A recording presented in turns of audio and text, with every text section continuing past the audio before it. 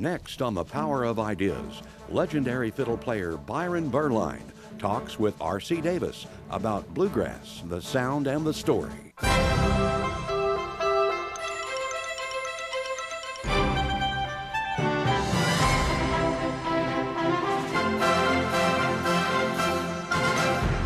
You've been a part of bluegrass music. You're really one of its great artists. Does that make it harder or easier for you to stand back from it a little bit and talk about what it is? Oh, I think it's easier, you know. I mean, you've been in it a long time, and you can kind of see where it's gone and where it's going. And I mean, you never know exactly where it's going, but it's hopefully it's for the better. You really are one of the great artists of bluegrass music, too. Do people thanks. ever walk up to you and say, "I thought you would be a much older man"? Or Oh, yes, quite a bit. Because I'm getting older all the time, you know. But you really have been involved with virtually most of the history, at least 3/4 of the history of bluegrass music. Yeah, I was, you know, started out here in Oklahoma playing old-time fiddle tunes, and bluegrass was almost non-existent back in the 50s or so. When I grew up, started playing, you know, music. When I finally started playing. And of course, we used to listen to the Grand Ole Opry on the radio, but in this part of the country, bluegrass was you'd have to search long and hard to find a bluegrass musician. Can you define bluegrass? Can it be defined? What is it? Yeah, it gets kind of tough, but I mean, you talk about the instruments that are involved in bluegrass music, you know. First of all, I think the 5-string banjo is very important to make what I consider bluegrass. That's the most important instrument, and of course, next the fiddle, probably mandolin and guitar and bass, sometimes dobro and Dobro being one of those resophonic guitars with a big sort of metal amplifying thing inside it. It looks like a 12-string guitar sometimes with a big metal front. They were popular in Hawaiian music. See, back in the 30s, Hawaiian music was very popular all across the country. So Dobro's electrified a lot? Did you do a No, slide? it's acoustic. Oh, okay. Of course, you can electrify any of the instruments, of course, but you know, mainly in bluegrass, it's not commonly done, but it's sometimes. So roughly those 5 instruments? Roughly those 5, yeah. Okay. Well, what about the roots of it? How would you describe the forces that led into bluegrass? Yeah, well, the instruments have been around a long time. I mean, they've been around for many hundreds of years, a lot of, like the violin, you know, as the shape as it is now started in the early 1500s. But as far as the folk music and bluegrass music, and there were fiddlers back in the, I mean, you know, 16th century and stuff. People that played fiddle type music, not necessarily the type of fiddle music we think of, but they were players that played on the streets and stuff and begging for money. Folk traditions. Folk traditions and But stuff. you know, I think it's going to be a big paradox to a lot of people. They're going to be a little bit surprised to discover that bluegrass is really a 20th century phenomenon and really doesn't date back any further than roughly about the middle of the century, the 40s, right? Actually, about 1946 was the beginning of what we know as bluegrass today with Flatt & Scruggs and Bill Monroe. So do you see, I don't know, what would be some of the origins that lead into it? Ragtime or Dixieland jazz or? Blues. Blues. A lot of blues. A lot of the music was about, Bill Monroe told me when I played with him to think of blues when you're playing my music. And which is a lot of flattening the notes and just bluesing it, you know. Do you remember everything Bill Monroe told you? I bet you do. Tried to. You know, when I joined his band in 1967, and I wanted to learn a lot. That's the thing is, that's your best education. Could you say a little bit about exactly who Bill Monroe is? This is this is the big name in bluegrass. Yes, he's the father of bluegrass music, and rightfully so. I mean, Lester Flatt and Earl Scruggs should get a lot of credit also, but they were members of his band. He hired them. Not both together. He hired Lester Flatt first, and then along came Earl Scruggs. And of course, I think Earl Scruggs made the big impact with his banjo playing. Now that would have been in the early days of bluegrass in the 40s, right? Yes. And then you played with Bill Monroe 20 years later. 20 years later, okay. Right. And a lot of people in between played with Bill, you know. I mean, I can't think of really, maybe you can think of a comparison here, any other important movement in music that is traced back so completely to one man, but that's pretty much the case with bluegrass and Bill Monroe, isn't it? Right. I'd say so. What was he like? Well, he was a very proud man, you know. He was, there should be books, so there has been books, but it should be a lot of books written about Bill Monroe, and it should be done by the Bluegrass Boys. I think that would be a very interesting book to do, and it's, who knows. In fact, you're talking about the happen. origin of the name of Bluegrass as a music. It came from the name of his group, Bill Monroe and the Bluegrass Boys. Yes, of course that came from the state of Kentucky. Okay. And actually the name Bluegrass was started on the Grand Ole Opry. The Bluegrass Boys, he didn't really have a name for this band. And one of the disc jockeys said, all right, here's Bill Monroe and his Bluegrass Boys, and it stuck. Oh, I didn't know and, that. Because Bill started on the Grand Ole Opry in 1939, and he just played mainly, it wasn't what we call bluegrass then. String Bean was his first banjo player. And a lot of people don't know who String Bean is. He was kind of a comical character that was on the Grand Ole Opry. And he played kind of drop thumb style banjo.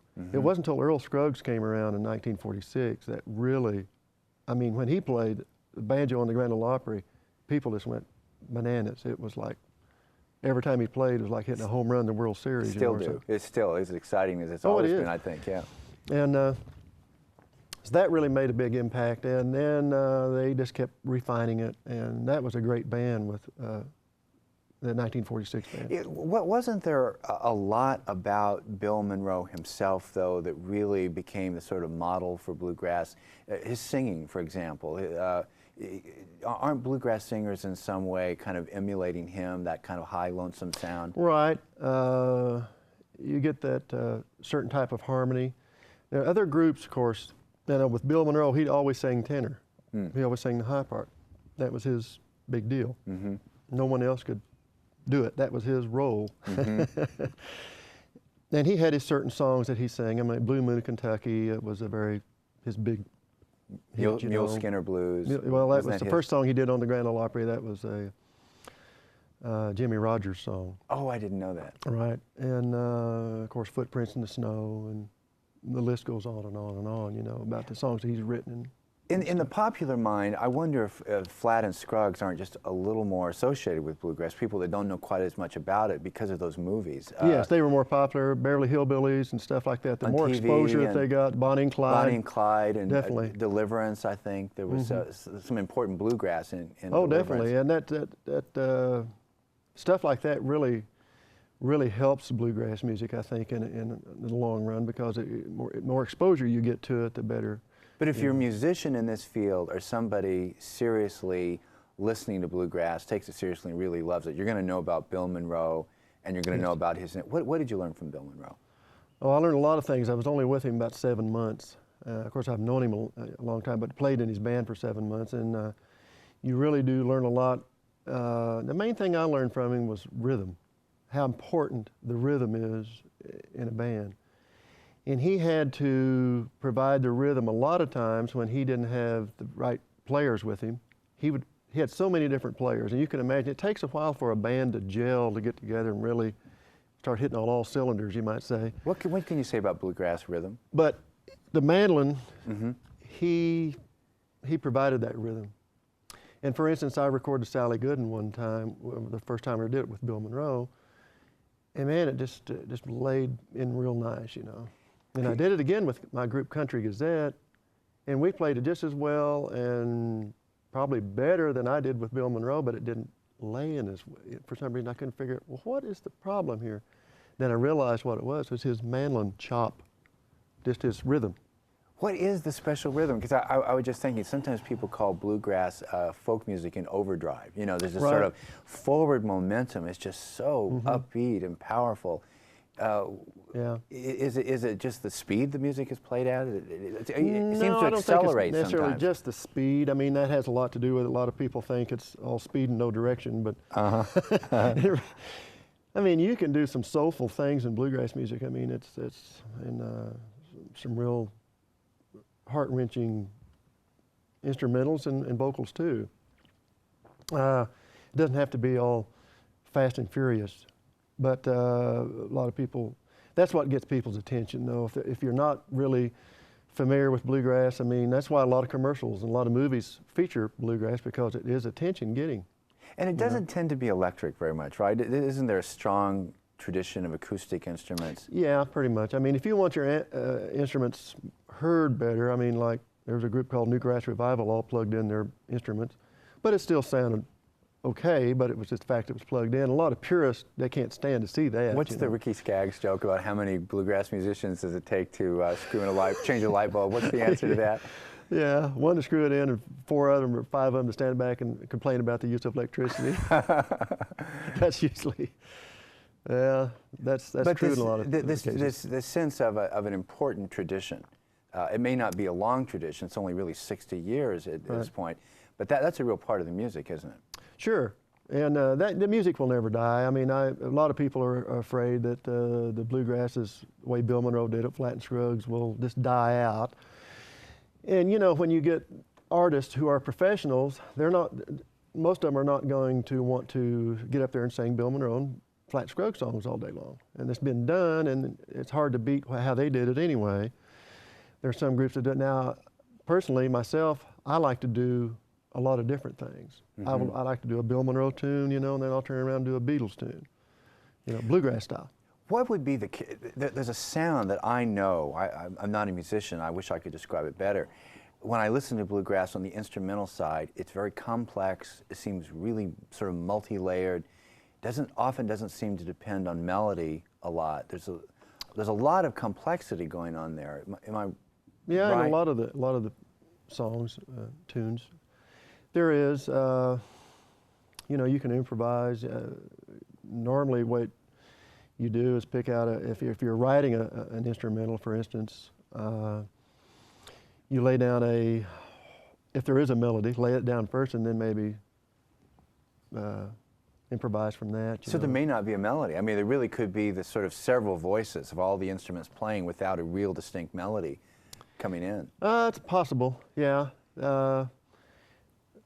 That's true. And I never, be that way. My idea is that I don't see bluegrass musicians playing in unison very often. They seem to be playing different parts. Is that a sort of formal characteristic of it, do you think? Yeah, I mean, now the Irish, you know, they all play in unison. And I always wonder why they never did branch off and start playing a harmony note here and there. And I think that's just the freedom you have in bluegrass, and and that all comes a lot of times in the early days with the fiddles. When Bill Monroe used 2 fiddles, well, instead of playing, why play both the same part? You don't need 2 fiddles in. I mean, unless you just want to enhance the sound, so they use twin fiddles. Or what I mean by twin fiddles, playing a harmony part, one or the other. How did you learn to play the fiddle? Well, my father was a fiddler, and my dad grew up in northern Oklahoma, and learned from the people right around the neighborhood, you might say. And you used to be able to tell where a fiddler was from by the way he played. It's like an accent. People have accents, and you have accent on the fiddle. Is it the old-time playing and then the Texas-Oklahoma style? Right, Of those two different styles? styles of playing. Like in the southeast, they have a shorter bow stroke, you know, and a little faster. And say in Oklahoma and Texas, it's more of a rolling bow stroke and more, and essentially, as the years have gone by, a little more improvisation. Is it a longer bow stroke because you're hitting more notes along the way on one pull of the bow? Probably, yes. Something like that, yeah. Probably, yeah. A little more slurring notes and probably. Now, didn't you have really one of the best schools for a fiddler there could be, the contest in Texas and Oklahoma, the fiddle contest? Yeah, you learn a lot, you know, when you're young. That's what those contests are great for, I think, for young people who are learning to play, to get around at least the older fiddlers who have all the experience and the great tunes. It was good for me. Now, growing up here, like a lot of the Texans, they didn't venture very far from Texas. And like people like Benny Thomason and Major Franklin and the Solomon brothers and stuff like that, they were super players, you know, for what they did. And so I'd heard about him. My dad knew about him, but I never had met him until I was about 17 or 18 years old. We went down into Texas to a fiddle contest, and I saw all these guys and went, wow, that was really neat.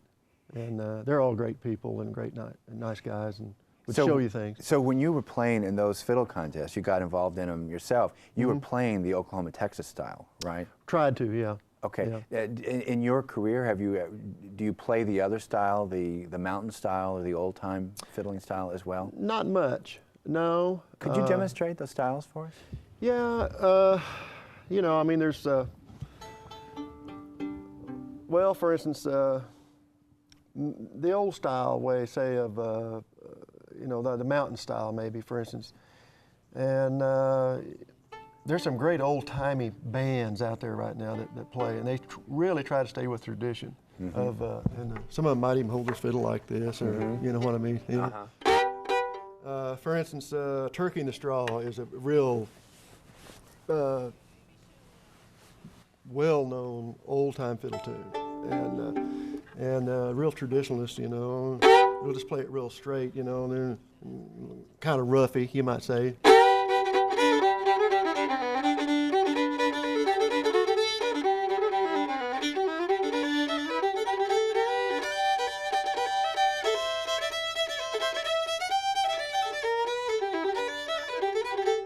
You know, I mean, and so, okay, well, that's fine. And that's the old style. That's the old style. Okay. Now, Texas player, now they'll do a lot more improvisation and probably slow it down a little bit and roll in the bow and, well, something like that.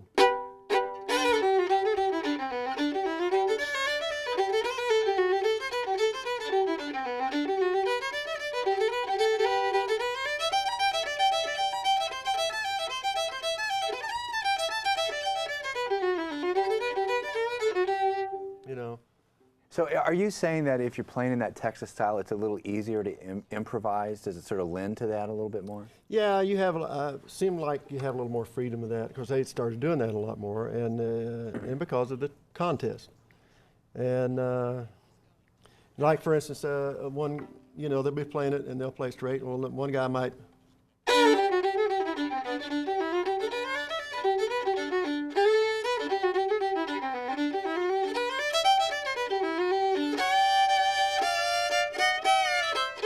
He might put a slide in like that or something. Oh, man, that's different. So and usually these contests were probably yearly events.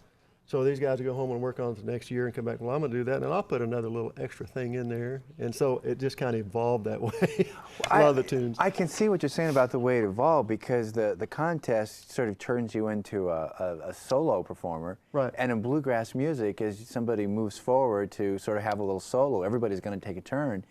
Basically, that's what you're doing, and there's a chance to improvise there. Right, that's right. And bluegrass is that way too. There's, you know, you listen to the records, and Bill Monroe says, now you play it like the man wrote it right there. And if he wanted those smart aleck clicks in there, he'd put them in there. You know, that's the way his attitude was. But these days, I mean, you know, like, well, especially the instrumentals, you have a little more freedom, I think. And if you get stuff like Footprints in the Snow, I mean, there's only one way to play that. I mean, it would sound silly to me to improvise it all over the place, not even know what it was. You know. Is it more a part of, say, a mature player's work that you feel a little more freedom to improvise? Something like that, sort of further on where you're more comfortable with the instrument? Yeah, I music? think so. You know, the traditional tunes are pretty much played, I think, in a certain way. And you can have the liberties of playing a little different notes here and there. I don't think anybody would, because I mean, you had to stay with the melody on a lot of those songs. Right. Instrumentals is a whole different ball game, I think. You've mentioned some of the current artists in bluegrass, and it seems that in some ways maybe bluegrass is at an all-time height of its popularity. Would you agree with that? Oh, definitely. Yeah. Yeah, definitely. Yeah, with the movies that are out now, and it's unfortunate bluegrass doesn't get enough airplay on major radio, and maybe someday it will. I don't know. In fact, that's a really odd phenomenon, because there seems to be this very active, large virtual community. People going to festivals. You put on a festival every October in Guthrie. You're in Oklahoma International Bluegrass Festival. Really kind of fans with great ears. I mean, they really know what they're listening to. That's right. They sure do, and it's gotten really popular. And the first festival was 1965, the Bluegrass Festival, and since then there's just overseas. I mean, in everywhere. Japan, the Czech Republic, all kinds of places. Yeah, when I went to Europe, I used to travel to Europe a lot and play music, and I'd see all these bands that played bluegrass. I thought, what a great idea. We need to have them come to the United States and have an international festival. That's how this festival started in Guthrie, with that idea. And it's worked out real well. I mean, I think it's great to see a Japanese band, for instance, doing Bill Monroe music. And I asked him, I said one time, why did you want to learn to play bluegrass instead of your own traditional music? We love it. That's it. I mean, they're not any different than anybody else. I mean, they're just humans, and they love, if they like it, they're going to do it, you know. Even in Russia, when they couldn't even get instruments, and, you know, until the Iron Curtain fell, and now they're all, a lot of them are making their instruments. Is this the effect of the media, that movie, Oh Brother, Where Art Thou, the Coens film that came out in 2000? That must be a little bit like Bonnie and Clyde, just sort of pushing it out there even further internationally. Tremendous impact on it, and that was more of almost like a raw version of bluegrass, you know, a lot of it, which was really good. It really took you back to your roots, and I mean, the music was just, you know, everybody just fell in love with it, I think. Especially the song, you know, Man of Constant Sorrow. And the way that was presented, you know, with George Clooney and the way they did it and everything, it just made you feel good. And every time you heard it. And it made everybody feel good. It was the #1 song of the year. Sure, oh yeah. Which was really a nice thing to happen.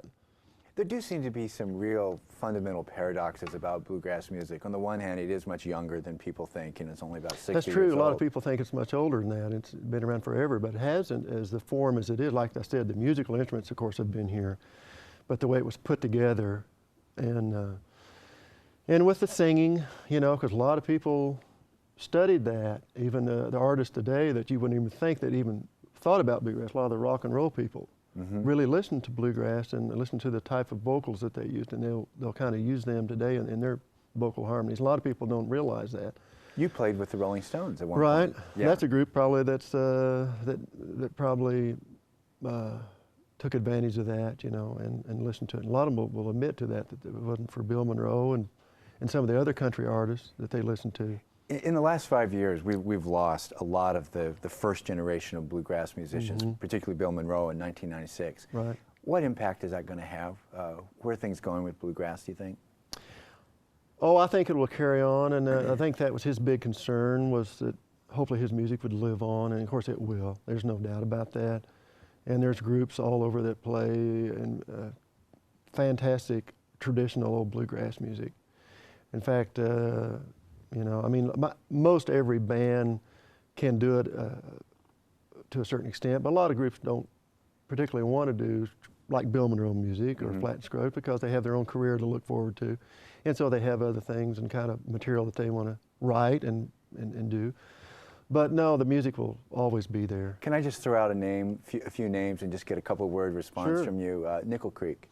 Well, I watched them grow up. I helped them when they were 6, 7 years old, and they are just fantastic musicians. And they have their own idea of the direction they want to go, and it's evidently working because they're very popular. Dixie Chicks. Well, it's another group I saw grow up. I watched them grow up, you know, playing, and I tell you, they've got a really good thing going, and it's I'm really happy for them, and I think they're bringing a lot of bluegrass awareness. Alison Krauss, that'll be the last one. Yeah. Well, I remember seeing her. She's about 12 years old. I watched her play. She was a good fiddler, real good fiddle player, and then I heard her sing. I said, my goodness. She was 12 when I heard her sing, and actually I judged her in a contest one time down in Kentucky.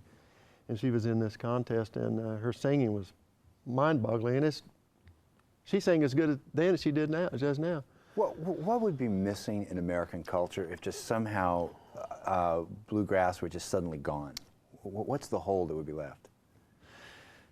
Well, like I mentioned, I think a lot of these groups, like you mentioned the Rolling Stones, and even probably the Beatles probably had some influence of bluegrass music, and you know, maybe not right away, but I mean, that it could have been there in the back of their minds and they didn't even know it, you know. They probably wouldn't hear, the music probably wouldn't be the same as it is now. Ironically, it's one of our strongest links to the past. Oh, yeah. Could we go out on your playing the mandolin? Would you play a little bit for Sure. us? Yeah, now this is the instrument that Bill Monroe played. And of course, it's tuned like the fiddle, so it's fairly easy for me, but it's also a rhythm instrument. And how about the Bluegrass Breakdown? This is a Bill Monroe instrumental. And Please. You know,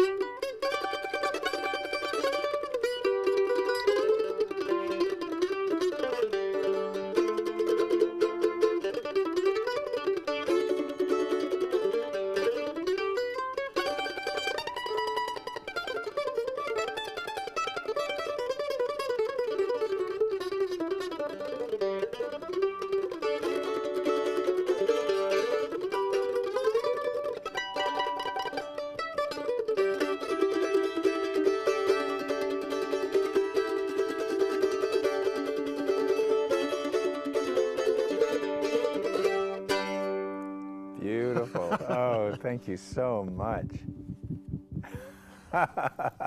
Every last note. Squeeze it out of there. yeah. Thank you so much. Thank you for sharing your music and for talking with us today. This has just been wonderful. My pleasure. I've had a good time, and this is always glad to talk about bluegrass music. We'll have you back. Okay. Thank you very much for being with us today. We'll see you next week with more of the Power of Ideas. See you then.